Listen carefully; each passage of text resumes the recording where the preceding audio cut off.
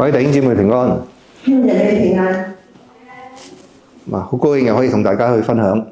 非常高興今天也是會跟大家再分享。今日咧，我哋又會睇創世記嘅第38章。今天我們會看創世記第38章。一般都認為咧，創世記第12章到第50章，主要係講4個人嘅故事。一般都認為創世記嘅第12章到第50章，主要是講4個人嘅故事。就係亞伯拉罕、以撒、雅各同埋約瑟嘅故事。就是亞伯拉罕、以撒、雅各跟約瑟嘅故事。你可以話呢4個人咧，就係呢39章經文嘅主角。可以說，這4個人就是這39章經文裡面嘅主角。咁主耶穌嘅家譜裏邊咧，就有呢4個主角裏邊嘅其中3個。主耶穌嘅家譜裡面就有這4個人裡面嘅3個，就係亞伯拉罕、以撒同埋雅各，但係冇約瑟。就是亞伯拉罕、以撒、雅各，但是卻沒有約瑟。反而咧就有猶大，就係我哋今日咧要睇創世記第38章所記載嘅人物。反而包括了猶大，他就是今天我們要看這段創世記第38章裡面所記載嘅人物。咁按肉體嚟到講咧，主耶穌亦都係猶大嘅後代。按肉體而言，主耶穌是猶大嘅後代。咁創世記第38章咧，就係幫助我哋去認識猶大一個點樣嘅人。創世記第38章就幫助我們認識猶大是一個怎樣嘅人。咁如果要明白呢一段嘅聖經咧，咁我哋就要一齊嚟到睇睇呢段經文嘅背景。更清楚明白這段經文嘅話，讓我們先一同看看這段經文嘅背景。呢段經文嘅背景咧就記載喺第37章。呢段經文嘅背景就記載在創世記第37章。咁但係經文比較長，所以我哋只係好簡單咁講嘅啫。呢段經文比較長，所以我們只簡單嘅講。咁雅各咧就有4個妻子，或者2妻2妾，然後有12個仔。雅各有四個妻子，或者說2個妻子2個妾，12個兒子。猶大咧就係佢第4個仔，係雅各嘅第一個妻子利亞所生嘅。猶大是他的第4個兒子，是他的第一任妻子利亞所生的。最細嗰2個仔咧就叫約瑟同便雅憫。最小的2個兒子名叫約瑟、便雅憫。咁係雅各最喜愛嘅妻子拉結所生嘅。他們是雅各最喜愛的妻子拉結所生的。咁雅各咧就好偏愛約瑟，就做咗一件好靚嘅衫俾約瑟着。雅各偏愛約瑟，為他做了一件非常漂亮的衣服。咁約瑟啲哥哥咧，因為父親好偏愛約瑟，唔係約瑟咧都幾自大嘅，所以佢哋又好唔中意約瑟。約瑟的哥哥們因為父親偏愛約瑟，而且約瑟比較自大，他們都非常不喜歡約瑟。有一日，約瑟啲哥哥咧就喺示劍嗰度放羊。有一天，約瑟的哥哥們在示劍這個地方放羊。咁雅各咧就打發約瑟去睇下佢啲哥哥平安唔平安。雅各就打發約瑟去看他的哥哥們平安不平安。咁約瑟到咗佢啲哥哥嗰度。約瑟就到了他的哥哥那裡去。咁佢哥哥又見到佢，又見到佢着咗件好靚嘅衫，於是就好唔高興。他的哥哥看到他，又看到他穿着那件非常漂亮的衣服，就非常的不高興，就打算殺咗佢。甚至打算把他殺了。咁嗰個時候咧，就有啲商人經過。那個時候剛好有一些商人從那邊經過。咁猶大咧就提議賣咗約瑟。猶大就提議不如賣了約瑟。咁佢話：我哋殺咗我哋嘅細佬，對我哋有咩好處咧？他說：我們殺了我們的弟弟，對我們有什麼好處？嚟，我哋將佢賣俾嗰啲撒瑪利亞人、以實瑪利人。來，我們把他賣給那些以實瑪利人。我哋唔好下手害佢，因為佢係我哋嘅細佬，我哋嘅骨肉。我們不要下手害他，因為他是我們的弟弟，是我們的骨肉。咁喺商量賣約瑟嘅時候，猶大同佢啲兄弟當然知道咧，雅各會為咗失去嘅約瑟嚟到好傷心。在他們商量賣約瑟的時候，猶大跟他的弟兄們當然不知道父親雅各會為了失去約瑟非常傷心。但係佢哋恨約瑟嘅原因，主要就係因為唔滿意雅各好偏愛約瑟。但他們恨約瑟的原因，主要是因為雅各對約瑟非常偏愛。所以佢哋冇顧及父親雅各嘅感受，最後就賣咗約瑟。所以他們並沒有顧及父親雅各的感受，最後還是賣了約瑟。咁佢哋賣咗約瑟之後，咁佢哋做咗啲咩咧？在賣了約瑟之後，他哥哥們做了什麼事情呢？咁我哋一齊去讀一讀睇佢啲哥哥做咗咩。我們一起來讀經。於是他們宰了一隻公山羊，約瑟的那件外衣染上了血，派人把長袍送到他們的父親那裡，說：我們發現這個，請認一認，是不是你兒子的外衣？咁大家會見到有時啲經文有啲紅字咧，你就記一記啦。一陣間有啲紅字出現，你就會去留意下有啲咩特別。你看到這裡有些經文是用紅色的，就代表一些這樣重要的事情，請大家注意一下。咁我哋又睇下雅各嘅反應。我們又看一下雅各的反應。咁啊，請大家讀一讀雅各嘅反應。我們也請大家一起來讀，請他認出來，就說這是我兒子的外衣，惡獸把它吃了，約瑟一定被撕碎了。雅各便撕了衣服，腰間圍上麻布，為他兒子悲哀了多日。他的兒女都來安慰他，他卻不肯受安慰，說：我必悲哀到我兒子那裡。約瑟的父親就為他哀哭。第37章嘅結尾咧，就係講由約瑟被賣到去埃及。在第38章最後是講到37章嘅結尾。在37章的最後是講到約瑟後來被賣到埃及。咁創世記第39章咧，就係接續第37章，開始講係約瑟被賣到埃及之後嘅經歷。而創世記第39章其實是接續了第37章，開始講述約瑟被賣到埃及之後的經歷。所以如果我哋讀完第37章，就跳過第38章，直接讀第39章。如果我們讀完第37章後，跳過38章，直接去看第39章。咁約瑟嘅故事咧係好流暢、好完整嘅。那約瑟嘅故事會非常流暢、非常完整嘅。咁有啲聖經學者咧就認為第38章同上下文根本毫無關係。有聖經學者甚至認為第38章跟上下文根本毫無關係。咁問題係創世記嘅作者點解要將第38章擺喺呢度咧？問題是創世記嘅作者為什麼要將38章放在這裡呢？咁我哋一齊就嚟睇下第38章。我們一起來看看第38章。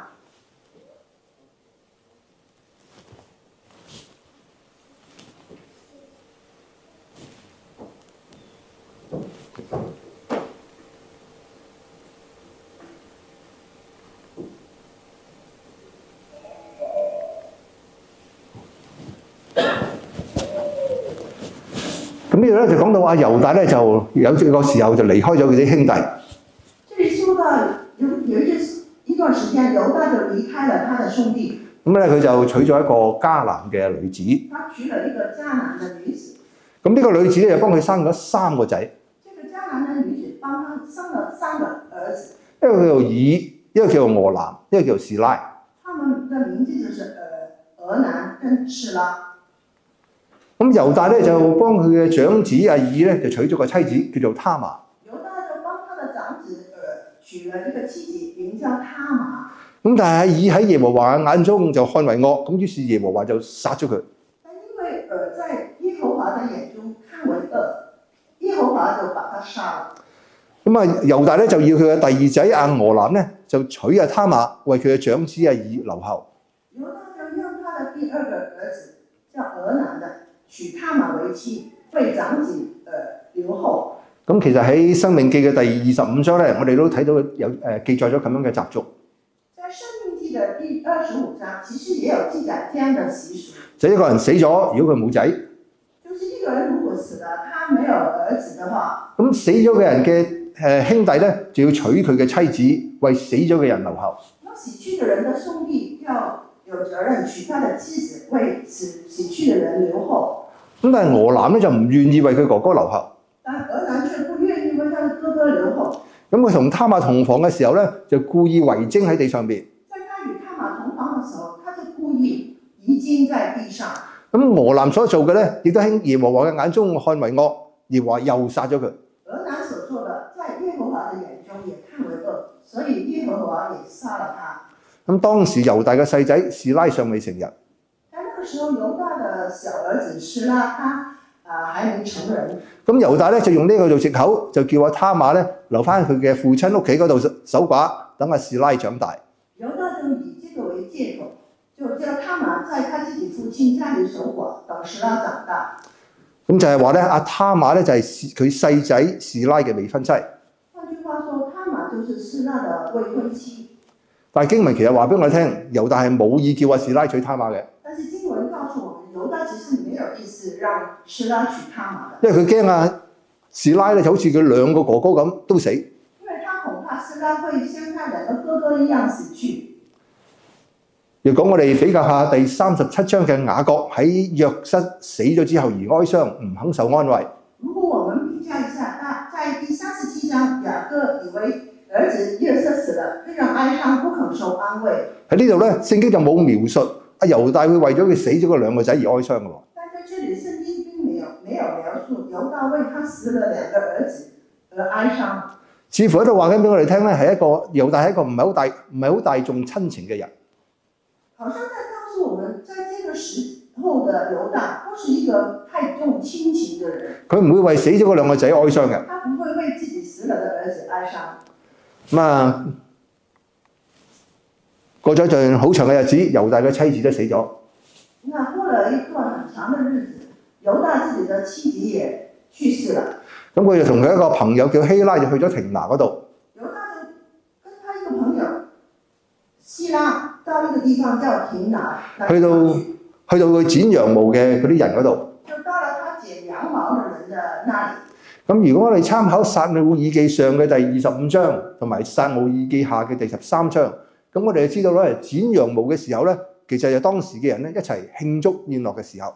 如果我們參考撒母耳記上至25章跟撒母耳記上下13章的話，我們知道剪羊毛的時候，就是當時人一起慶祝宴樂的時候。有人咧就將呢件事話俾阿他瑪聽。有人把這件事告訴他瑪。他瑪見阿示拉已經長大咗啦，但係仲未娶佢為妻噃。他瑪看到示拉已經長大成人了，還沒有娶她為妻。咁佢就除咗佢啲寡婦嘅衫，用面紗蒙住面，坐喺一個叫亭拿路上邊伊拿印城嘅門口嗰度。他就脫了他做寡婦的衣裳用面紗蒙着臉，坐在亭拿路上的一個伊拿印城的門口。咁猶大見到佢咧，就以為佢係妓女，因為佢蒙住面。猶大看到他，就以為他是一個妓女，因為他蒙着臉。猶大就話啦，去到佢嗰度話：佢話嚟啦，讓我與你同寢。猶大就到他那裡，就跟他說：來，讓我與你同寢。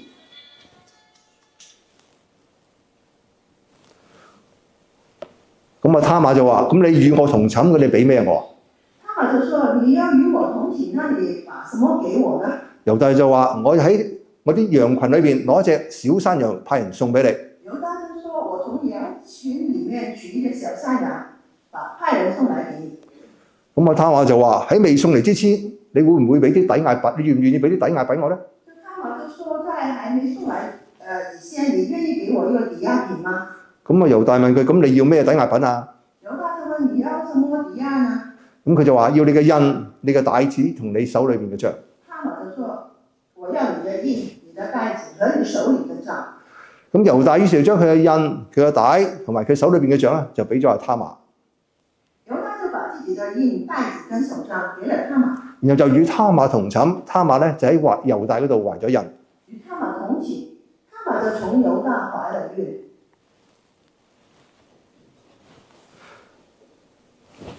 咁啊完咗之後，咁啊他瑪就走咗，就除咗佢嘅面紗，繼續着翻佢寡婦嘅衫。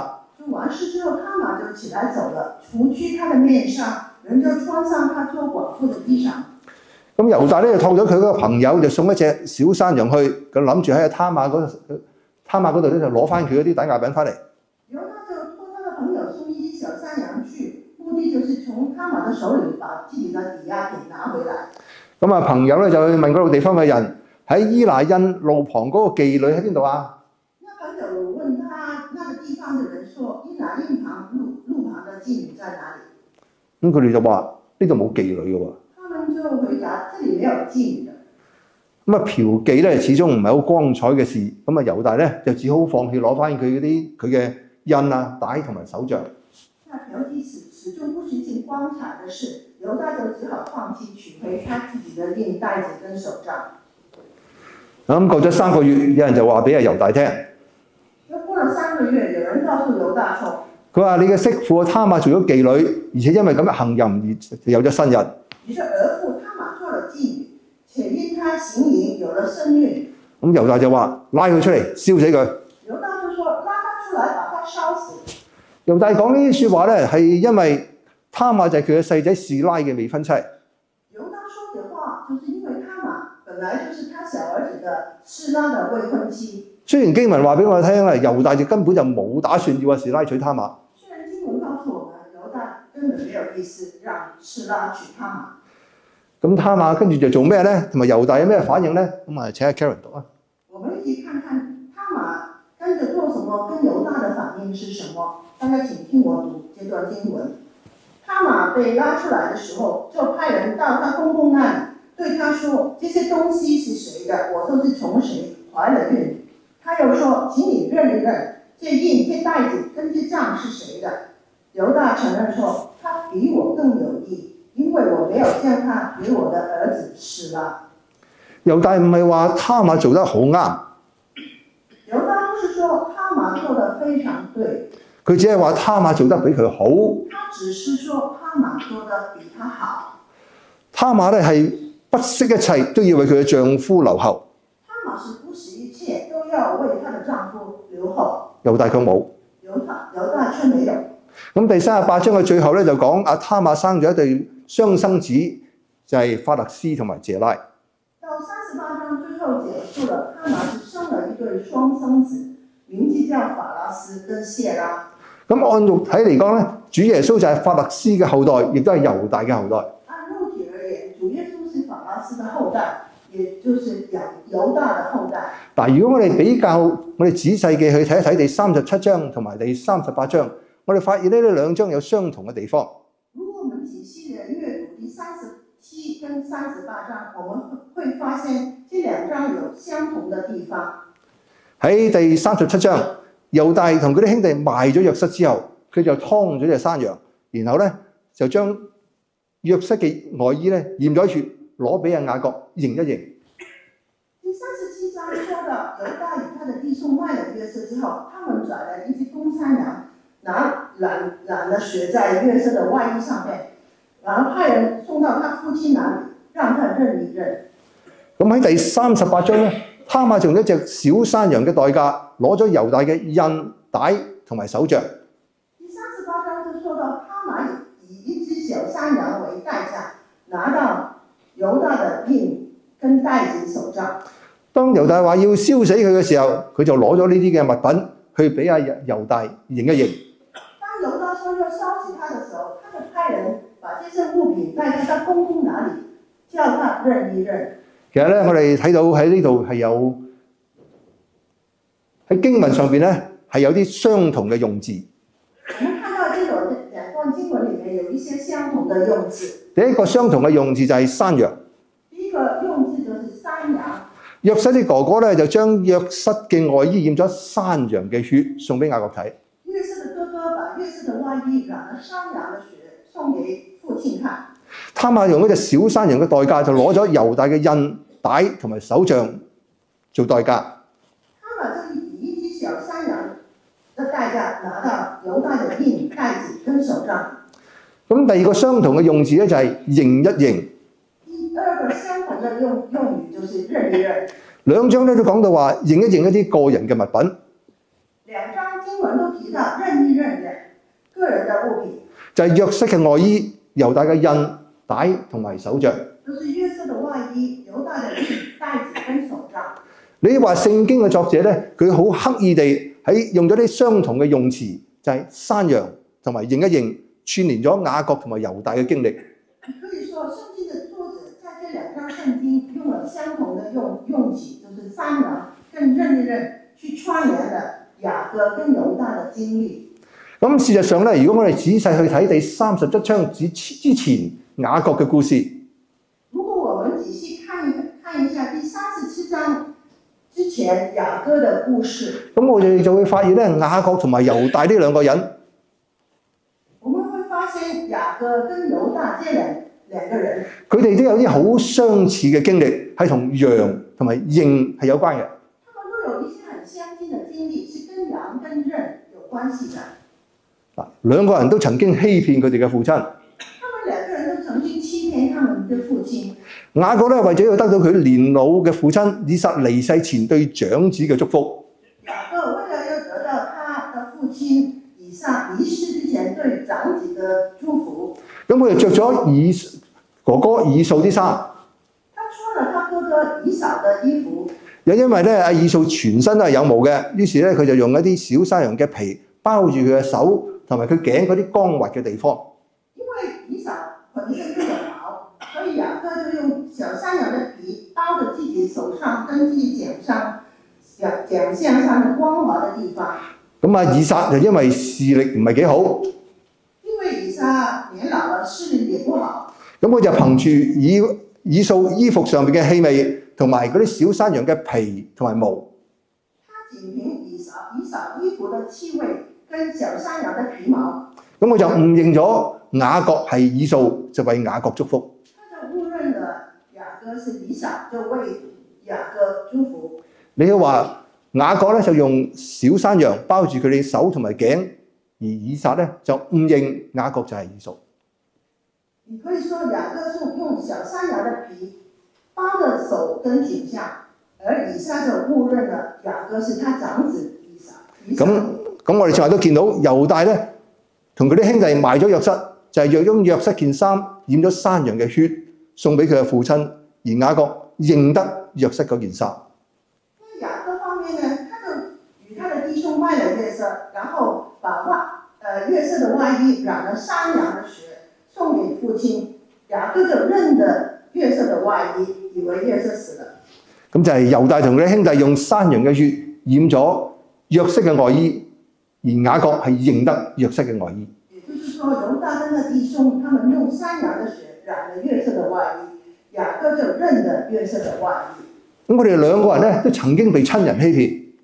其實雅各跟猶大兩個人都曾經被他的親人欺騙。雅各咧就好愛佢嘅表妹啊拉結。雅各非常愛他的表妹拉結。佢為咗要得到阿拉結咧，佢就服侍咗佢舅父拉班7年。為了要得到拉結為妻，他就服侍了他的舅舅拉班7年。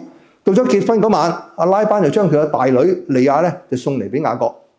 但是到了結婚的晚上，拉班卻將他的大女兒利亞送給雅各。咁喺黑暗之中，雅各咧就認唔出送嚟嗰個人係利亞，就與佢同房。在黑暗中，雅各卻認不出送來的是利亞，就與他同房。咁啊，到咗第二日嘅早晨先至發覺，結果咧佢要再服侍多阿拉班7年。到了第二天早晨才發現，所以他要再服侍拉班7年。咁佢嗰個服侍咧，其實就係幫阿拉班放羊。其實雅各的服侍就是幫拉班放羊。你就可以話雅各就認唔出阿利亞，於是咧雅各就要幫阿拉班多放羊7年。可以說雅各因為認不出利亞，所以結果要替拉班多放羊7年。咁猶大就喺伊拿印嘅城門口遇到佢嘅媳婦他瑪。那猶大呢？他在伊拿印城門口遇到他的媳婦他瑪。他瑪因為冇着寡婦嘅衫，又蒙住面。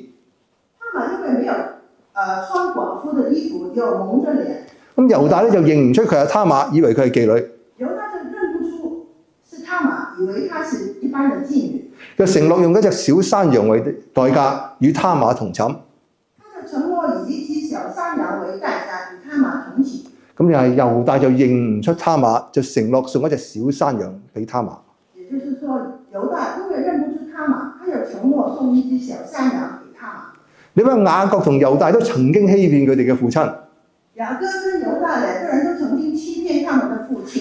後來咧亦都俾親人欺騙。後來自己也被親人欺騙。佢哋係俾親人欺騙咗之後咧，兩個人都似乎有所醒覺。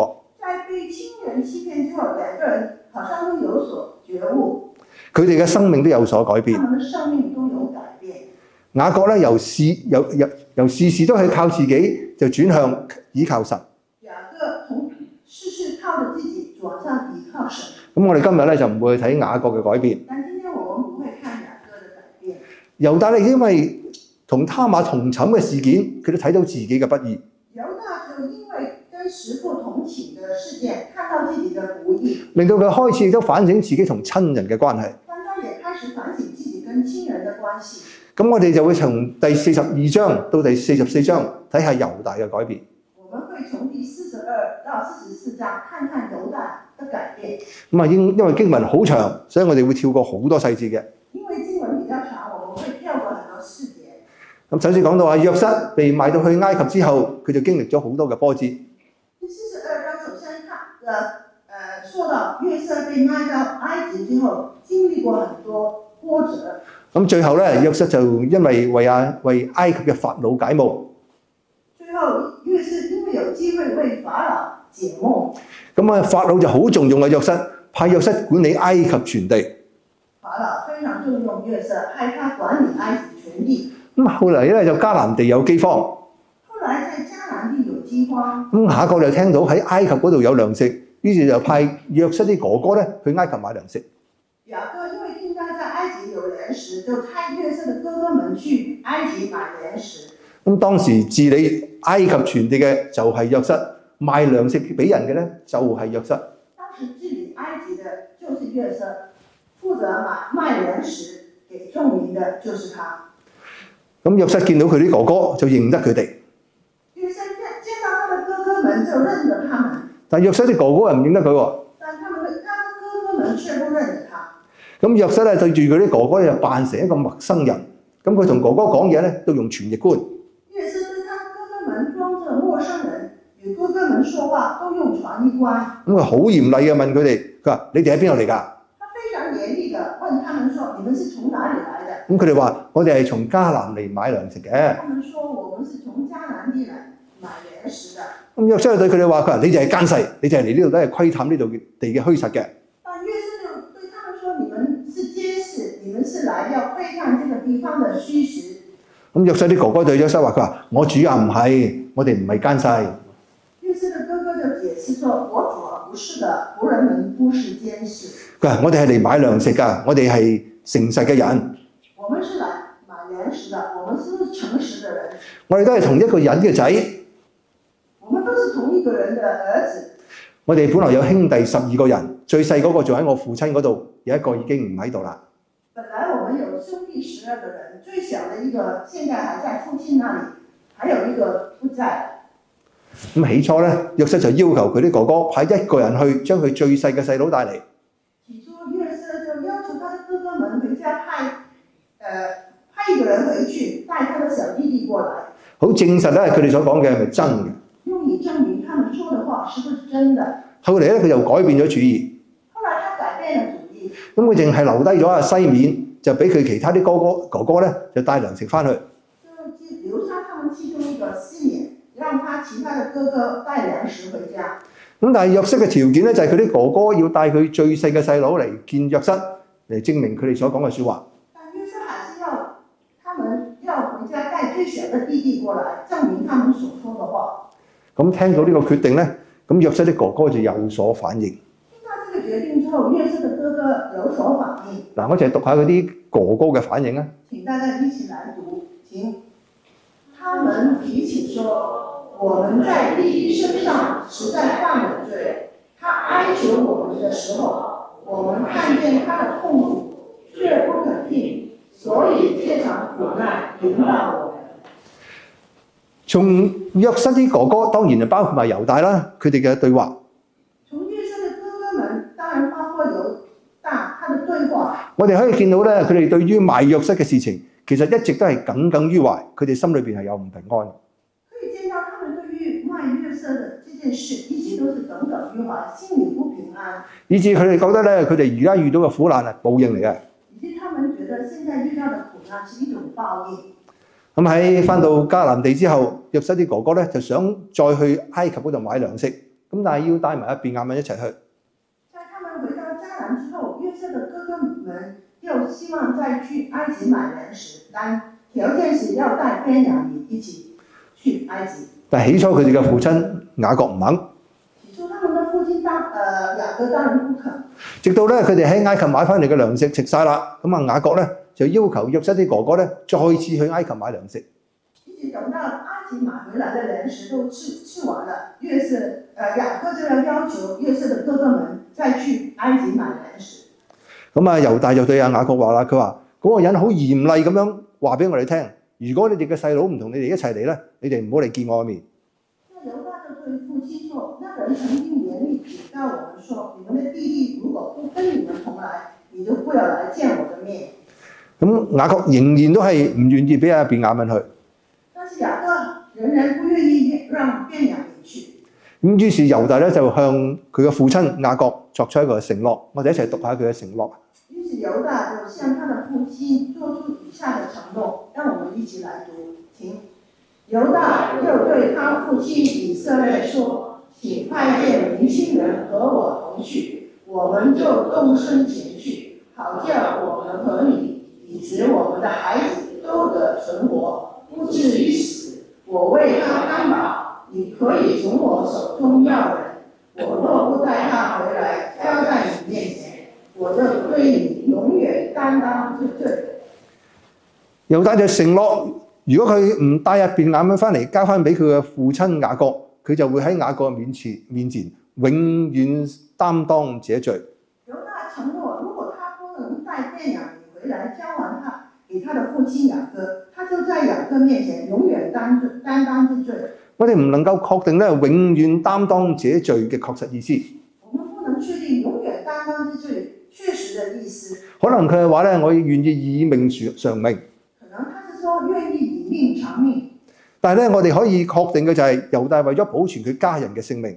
那我們可以確認的就是猶大為了保存他家人的性命，咁佢就願意承擔帶入便雅憫翻嚟，交翻俾佢父親嘅責任。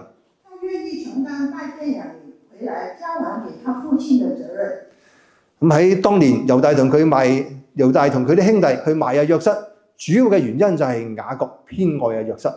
還有當年猶大跟他弟兄為了什麼賣約瑟呢？主要的原因是因為雅各偏愛約瑟。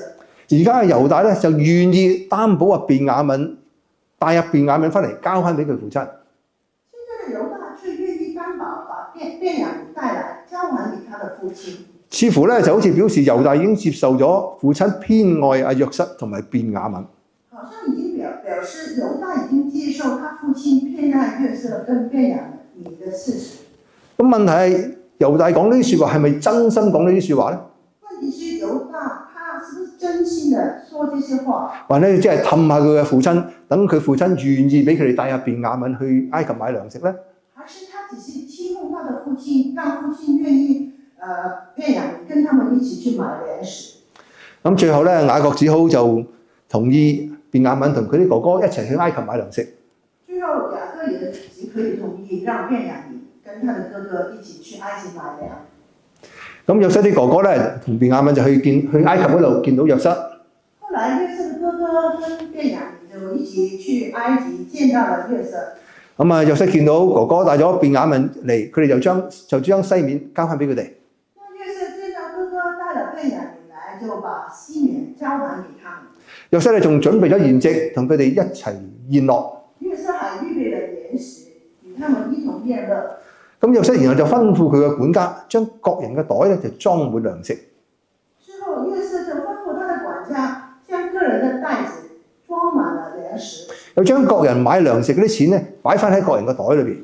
又把個人買糧食的銀子就放為個人的袋子裡面。然後咧又將佢個銀杯同埋一啲買糧食嘅錢咧，就擺喺便雅憫嘅袋裏邊。最後又將他自己的銀杯跟買糧食的銀子一同放在便雅憫的袋子裡面。咁喺第二日，約瑟啲哥哥又同便雅憫就上路翻去啦。第二天，約瑟的哥哥們與便雅憫就上路回家了。咁啊走咗唔係好遠，約瑟嘅管家就追咗上嚟。但走了不遠，約瑟的管家就追上他們，就問佢哋點解以惡報善，偷咗約瑟用嚟占卜嗰個銀杯咧？問他們為什麼以惡報善，偷了約瑟用來占卜的銀杯？我哋當然否認啦。他們當然否認。而且佢哋話：我哋點會喺你個主人嘅屋企嗰度偷金銀嘅咧？他們說：我們怎麼會從你主人家裡偷金銀啊？佢話：你喺你嘅僕人當中，無論喺邊一個嗰度揾到嗰個杯，就叫佢死，然後咧我哋就做我主嘅奴隸。無論在誰那裡找到杯子，我就叫他死，我們也要做我主的奴隸。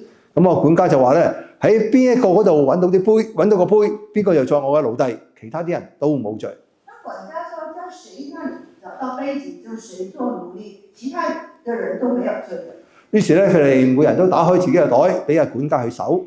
於是打開自己袋子，讓管家去搜查。咁啊，從年長開始到年幼為止，咁嗰個杯咧，竟然喺便雅憫個袋裏邊度揾到。從年長開始到年幼為止，那個杯竟然在便雅憫的袋子中找到了。咁佢哋只好跟住個管家翻去。他們只好跟着管家回去。咁猶大同佢啲兄弟嚟到見約瑟，約瑟就對佢哋話啦：你哋做乜嘢咧？你度？猶大跟他的弟兄來見到約瑟，約瑟就跟他們說：你們做的是什麼事呢？佢哋唔知道好似我咁嘅人係識得占卜嘅咩？你們豈不知道像我這種人是懂得占卜的嗎？咁猶大就代表佢啲兄弟就講啦。猶大就代表他的兄弟說了以下的話。咁啊，大家一齊讀啊！我們一起讀。猶大說：我們對我主能說什麼呢？還有什麼話說呢？我們還能為自己表白嗎？上帝已經查出你僕人的罪孽了。看啊，我看你手中找到杯子的人，都是我主的奴隸。咁點解猶大話上帝已經查出你僕人的罪孽了？佢係咪替便雅憫認罪呢？為什麼猶大說上帝已經查出你僕人的罪孽了？他是不是在替便雅憫認罪呢？一個可能就係猶大根本唔能夠確定便雅憫有冇偷嗰個銀杯。一個可能就是猶大並不能確定便雅憫有沒有偷過銀杯。但係證據確鑿，咁啊只能夠認咗佢啦。但是證據確鑿，只能認了。更有可能嘅就係當佢哋第一次見約瑟嘅時候，約瑟好嚴厲嘅待佢哋。更有可能的是，在他們第一次見約瑟的時候，約瑟非常嚴厲的待他們。就要留佢哋其中一個人喺監嗰度，其他啲人都可以帶糧食翻去。當時要留他們其中一個人在監牢裡面，其餘的人就帶糧食回去。咁嗰陣時咧，佢哋就覺得呢個苦難臨到佢哋係因為佢哋賣約瑟嘅報應。那個時候，他們覺得那場苦難臨到他們，是他們賣約瑟的報應。喺呢度咧，其實猶大好清楚咁表明，佢話呢個報應嚟自上帝。在這裡，猶大清楚地表明，這個報應其實是來自上帝。喺在場嘅人，相信最明白猶大呢啲説話嘅人就係約瑟。在場嘅人相信最明白猶大說話這個人就是約瑟。因為約瑟就係佢哥哥罪孽嘅受害人。因為約瑟就是他哥哥們罪孽嘅受害人。咁猶大跟住話：佢話看啊，我們與那在他手中找到杯子的人，都是我主的奴隸。猶大跟住說：看啊，我們與那在他手中找到杯子的人，都是我主的奴隸。猶大就喺度代表緊佢啲兄弟話：猶大在代表他的兄弟說：我哋唔願意抌低便雅憫，我哋願意同便雅憫同受苦難。我們不願意撇下我們的弟弟便雅憫，我們願意跟他一同受苦。咁但係約瑟話：我絕對唔可以做啲咁嘅事。但約瑟說：我絕對不能做這種事。佢喺邊個手度揾到個杯，邊個就做我嘅奴隸。誰的手中找到杯，誰就做我的奴隸。至於你哋可以平平安安嘅翻你父親嗰度。至於你們可以平平安安地回到你們父親那裡。咁猶大就挨近約瑟，同佢話：我主啊，求求你聽僕人講句説話。猶大就挨近約瑟，說：我主啊，求求你聽我一句話。你唔好發嬲，因為你咧好似法老一樣。請你不要發怒，因為你好像法老一樣。咁猶大首先就講翻約瑟要求佢哋嚟埃及嘅時候，係要帶埋便雅憫嚟，否則咧就唔能夠見到約瑟。猶大首先重述約瑟要求他們再來埃及的時候要帶便雅憫來，否則就不要來見約瑟。咁猶大都話俾約瑟聽，當佢哋嘅父親要求猶大同佢啲兄弟嚟到埃及買糧食嘅時候，佢哋就向雅各提出約瑟話要見便雅憫嘅要求。猶大也告訴約瑟，當他的父親雅各要猶大他們去買糧食的時候，他們曾經向雅各提出約瑟要見便雅憫的要求。猶大咧就跟住去引述當時雅各嘅反應係咩咧？猶大就引述當時雅各嘅反應。我哋一齊讀下雅各嘅反應啦。請我們一起來讀。你僕人，我父親對我們說：你們知道我的妻子給我生了2個兒子，一個離開我走了，我說他必是被野獸撕碎了。直到如今，我再沒有見過他。現在你們又要把這個從我面前帶走。倘若他遭難，那麼你們就害我白髮蒼蒼、悲悲慘慘下陰間去了。呢度咧，雅各好似喺度話，佢淨係得一個妻子拉結。雅各在這裡好像是說，他只有一個妻子拉結，得兩個仔，一個就係約瑟同便雅憫。只有兩個兒子，就是約瑟跟便雅憫。好似猶大同佢啲兄弟又唔係佢啲仔咁啊！說得好像猶大跟他其他的兄弟都不是他兒子。猶大可以咁樣去轉述，但猶大是可以這樣轉述他父親的話，證明猶大咧已經接受咗雅各對於拉結同埋對拉結所生嗰啲仔嘅偏愛。證明猶大已經接受了雅各對拉結跟拉結所生的兒子的偏愛。咁猶大於是跟住就講咗一段感動咗約瑟嘅説話。猶大跟着講了一段感動了約瑟的說話。咁我哋一齊讀一讀呢段説話。請我們一起來讀。如今我回到僕人我父親那裡，若沒有見年輕人和我們同去，我父親的命是與年輕人的命相連的。當我們的父親看見沒有了見年輕人，他就會死。這樣我們就害你僕人，我們的父親白髮蒼蒼、悲悲慘慘的下陰間去了。僕人曾向我父親推薦年輕人擔保，說我若不帶他回來交給父親，我就在父親面前永遠擔當這罪。現在求你把僕人留下，代替見年輕人，做我主的奴隸，讓這年輕人和他哥哥們一同上去。若有年輕人不和我一起，我怎能上到我父親那裡？恐怕我要看到災禍臨到我父親了。我哋從猶大呢一段感人嘅説話，可以睇到猶大嘅改變。我們從猶大這一段感人的說話，看到猶大的改變。喺俾佢嘅媳婦他瑪欺騙之前嘅嗰個猶大，在被他媳婦他瑪欺騙之前的猶大，佢因為父親對細佬約瑟嘅偏愛同埋約瑟嘅自大，就將約瑟賣咗。他可以因為父親對弟弟約瑟的偏愛跟約瑟的自大，把約瑟賣了。嗰個時候咧，佢冇顧及咁樣會對佢嘅父親造成心靈嘅傷害。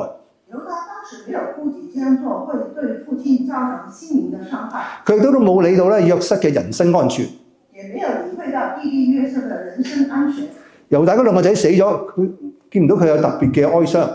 猶大自己的兒子死了，我們看不到他特別的哀傷。猶大亦都唔會控制自己嘅情慾，同假扮妓女嘅媳婦他瑪同寢。猶大他不會控制自己的情慾，跟假扮妓女的媳婦他瑪同寢。咁猶大咧要佢嘅媳婦他瑪喺佢嘅父家守寡，做佢細仔示拉嘅未婚妻。猶大要求他的媳婦他瑪在他自己父親家裡守寡，做小兒子示拉的未婚妻。但係佢冇意去遵守佢嘅承諾，要話示拉娶嘅他瑪。他根本沒有意思要遵守他的承諾，要示拉娶他瑪為妻。咁但係而家嘅猶大咧，那現在猶大是怎麼樣的呢？佢接受雅各對兩個細佬約瑟同便雅憫嘅偏愛。他能接受父親雅各對兩個弟弟約瑟和便雅憫的偏愛。當約瑟嘅銀杯喺便雅憫嘅袋嗰度揾到出嚟，猶大咧就唔願意抌低便雅憫，佢願意同阿便雅憫同受苦難。當約瑟的銀杯從便雅憫的袋子收出來，猶大卻不願意撇下便雅憫，他願意跟便雅憫同受苦難。當阿約瑟話要留低便雅憫做奴隸嘅時候，猶大就表現出對佢父親嘅愛，佢情願自己留低去替便雅憫做奴隸。當約瑟說要留下便雅憫做奴隸嘅時候，猶大就表現出他對父親的愛，情願自己留下替代便雅憫做奴隸。我哋都可以睇到喺第二章，當佢哋要去第二次要去埃及買糧食嘅時候，我們也可以看到第二次去埃及買糧嘅時候，猶大咧就向佢父親擔保會帶阿便雅憫翻嚟，交翻俾佢嘅父親。猶大向他父親擔保會帶便雅憫回來交給他的父親。嗰陣時佢唔係氹佢嘅父親嘅，呢個係猶大真心嘅承諾。他不是在欺哄他的父親，他是他真心的承諾。猶大同佢嘅父親雅各有啲嘅唔同。猶大跟他的父親雅各有一些不一樣。猶大咧就冇直接聽到上帝向佢直接嘅説話。猶大他並沒有直接聽到上帝跟他說話。但係我哋相信猶大咧係應該聽過佢嘅父親雅各講述關於上帝點樣與佢同在。但我們相信猶大應該聽到他父親雅各講過上帝怎麼與他同在，並且藉住各樣嘅事情教導佢、磨練佢同埋賜福俾佢。並且借着各樣嘅事情教導他、磨練他、賜福給他。而家上帝都藉住猶大所遭遇嘅各樣事情改變咗猶大。現在上帝也是借着猶大所遭遇的各樣事情去改變猶大。上帝係藉住他瑪嘅事件，他瑪不惜一切都要為佢丈夫留後，猶大就冇。上帝是借着他瑪的事件，他瑪他不惜一切都要為他的丈夫留後，猶大卻沒有。俾猶大睇到佢自己嘅不義，佢都開始去反省佢自己同親人之間嘅關係。就讓猶大看到自己的不義，開始反省自己與親人的關係。當佢面對要留低嘅便雅憫喺埃及呢個嘅難題嘅時候，猶大就話：佢話上帝已經查出你僕人的罪孽了。在他面對要留下便雅憫在埃及的難題的時候，猶大說：上帝已經查出你僕人的罪孽了。猶大應該係諗起佢父親曾經向佢所講嘅嗰個會賞善罰惡嘅上帝。猶大應該是想起他父親向他講述那個會賞善罰惡的上帝。你話猶大變咗啦？猶大改變了。佢嘅改變為佢帶嚟咩呢？他的改變為他帶來了什麼？雅各咧喺佢離世之前就叫咗佢啲仔嚟。雅各在他離開世上的之前，把所有的兒子叫他到跟前來。咁佢就按住各人嘅福分為佢哋祝福，亦都係對以色列嘅12個支派嘅預言。他按照個人的福分為他們祝福，這也是對以色列的12個支派的預言。我哋咧就唔會睇雅各對所有嘅仔嘅祝福，我哋就睇對猶大祝福嘅嗰前半部。我們不會看雅各對所有兒子的祝福，只會看對猶大的祝福的前半部。嗱，我一齊嚟讀一讀猶大對雅各對猶大嘅祝福啊！請我們一起來讀雅各對猶大的祝福。猶大，你的兄弟必讚美你，你的手必插入仇敵的腳下，你父親的兒子要向你下拜。猶大是隻小獅子，我兒啊，你捕獲了獵物就上去，他蹲伏，他躺臥，如公獅，又如母獅，誰敢惹他呢？權將必不離猶大，統治者的杖必不離他兩爪之間，直等刺羅來到，萬民都要歸順他。喺第8節咧就講到猶大所有嘅兄弟都要向佢下拜。第8節說到猶大的所有兄弟都要向他下拜。喺第10節就話權杖必不離猶大，和統治者的杖必不離他兩腳之間。第10節，權杖必不離猶大，統治者的杖必不離他兩腳之間。你要話預示咗猶太人所等候嘅彌賽亞係會嚟自猶大支派。預示了猶太人所等候的彌賽亞將會來自猶大支派。大衛王係嚟自猶大支派嘅。大衛王也是來自猶大支派。按肉體嚟到講咧，主耶穌係猶大嘅後代。按肉體而言，主耶穌是猶大的後代。雖然雅各最寵愛嗰個仔係約瑟，雖然雅各最寵愛的兒子是約瑟，但係得到最大嘅祝福嘅係猶大。但得到最大的祝福的卻是猶大。創世記嘅第38章擺喺第37章之後。創世記嘅第38章放在第37章之後，俾我哋睇到藉住經文嘅相同用字，山羊同埋認一認，就可以將雅各同埋猶大嘅經歷串聯起嚟。讓我們借着經文的相同字，山羊跟認一認，把雅各跟猶大的經歷串聯起來。你可以話從人嘅角度嚟睇，初期嘅雅各同埋猶大都唔係咩好人。從人的角度來看，初期的雅各跟猶大都不是什麼好人。但係上帝佢係揀選佢哋，改造佢哋。但上帝卻揀選他們，改造他們，叫佢哋成為一個唔一樣嘅人，並且承受上帝俾佢哋嘅特別福分。叫他們成為不一樣的人，並且承受上帝給他們特別的福分。主耶穌嚟到呢個世界上面，亦都係叫一切相信佢嘅人有新嘅生命。主耶穌來到這個世界上，就是要一切相信他的人有新的生命，能夠與上帝和好，可以得到上帝所應許俾人嘅上好福分，承受永生。能夠與上帝和好，可以得到上帝所應許給人的上好福分，承受永生。保羅話：若有人在基督裏，他就是新造的人，舊事已過，都變成新的了。